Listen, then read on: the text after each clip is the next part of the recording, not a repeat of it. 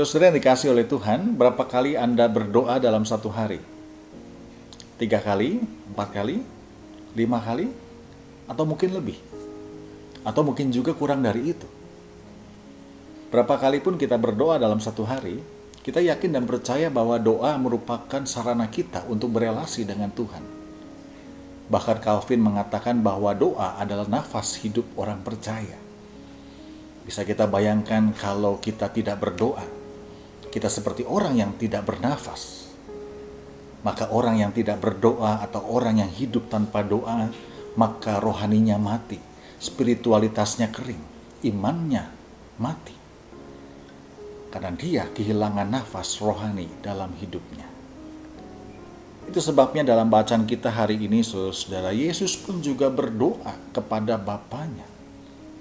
Dia menaikkan doa yang begitu panjang di dalam Yohanes pasal 17 ayat 1-11. Dia berdoa kepada Bapanya, dia mengungkapkan isi hatinya, dia mengungkapkan segala apa yang ingin dia sampaikan kepada Bapanya. Dan yang menarik saudara, di dalam satu bagian perikop ini, di ayat yang ke-11, Tuhan Yesus berdoa. Apa isi doanya di ayat 11? Dan aku tidak ada lagi di dalam dunia, tetapi mereka masih ada di dalam dunia. Dan aku datang kepadamu, ya Bapa yang kudus. Peliharalah mereka dalam namamu, yaitu namamu yang telah engkau berikan kepadaku, supaya mereka menjadi satu sama seperti kita. Nah, saudara, dari apa yang Tuhan Yesus doakan ini jelas sekali. Bahwa Yesus memohon kepada Bapa agar Bapa menolong para murid di dalam melakukan tugasnya di dunia. Yesus benar-benar mengungkapkan supaya Bapa ini melindungi para murid dari dunia yang jahat. Yesus meluapkan isi hatinya supaya para murid menjadi satu, sama seperti kesatuan dia dengan Sang Bapa. Sebab Yesus tahu apa yang akan dihadapi para murid tidak mudah. Sepeninggal dirinya, para murid akan menghadapi begitu banyak tantangan dan pergumulan. Itu sebabnya dia berdoa supaya mereka menjadi satu.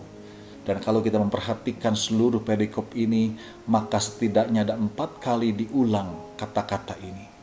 Supaya mereka menjadi satu, itu ada di ayat 11, ayat 21, ayat 22, dan ayat 23. Betapa pengulangan ini menunjukkan betapa Yesus ingin benar-benar merindukan sungguh-sungguh supaya para murid bersatu, supaya para murid menjadi satu.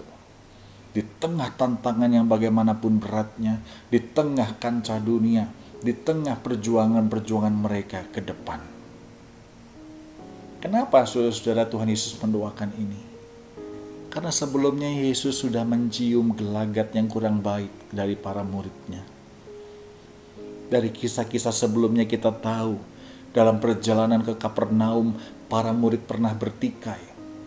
Mereka mempertengkarkan siapa yang terbesar di antara mereka. Yesus tegur, tapi mereka belum juga kapok. Tidak lama kemudian terjadi juga pertikaian untuk memperebutkan posisi untuk duduk di sebelah Yesus. Hal-hal inilah saudara yang mungkin menjadi alasan betapa Yesus prihatin. Dan ini terungkap di dalam doa syafaatnya untuk para muridnya. Saudara, demikian juga dengan saat ini. Jangan-jangan keprihatinan Yesus tetap terjadi juga hingga sekarang. Orang Kristen, gereja-gereja kelihatannya bersatu, tapi sebenarnya tidak. Kelihatannya menjadi satu, tapi sebenarnya terpecah belah. Tentu kalau ini yang terjadi, maka bukankah kita menyedihkan hati Tuhan? Dengan wabah ini, dengan masa pandemi ini, saudara, mungkin ada banyak persatuan terjadi. Gereja-gereja bersatu memberi bantuan, para hamba Tuhan bersatu, para pelayan Tuhan dari berbagai kota, dari berbagai bangsa, bahkan bersatu bersama berdoa, mensupport, memberikan bantuan, memberikan apa yang bisa diberikan sebagai bentuk atau rasa peduli dalam masa-masa yang tidak mudah. Tapi ingat saudara, jangan sampai ketika wabah ini berlalu, kemudian kita tidak lagi menjadi satu. Manusia mungkin lebih mudah bersatu ketika ada tantangan yang besar. Tapi biasanya ketika tantangan itu pergi, maka persatuan itu juga kembali terpecah belah. Jadi mari saudara yang terkasih di dalam Tuhan, Yesus sudah berdoa supaya kita menjadi satu, sama seperti Dia dengan Sang Bapa. Tapi doa Yesus bukan berarti upaya kita untuk bersatu tidak perlu.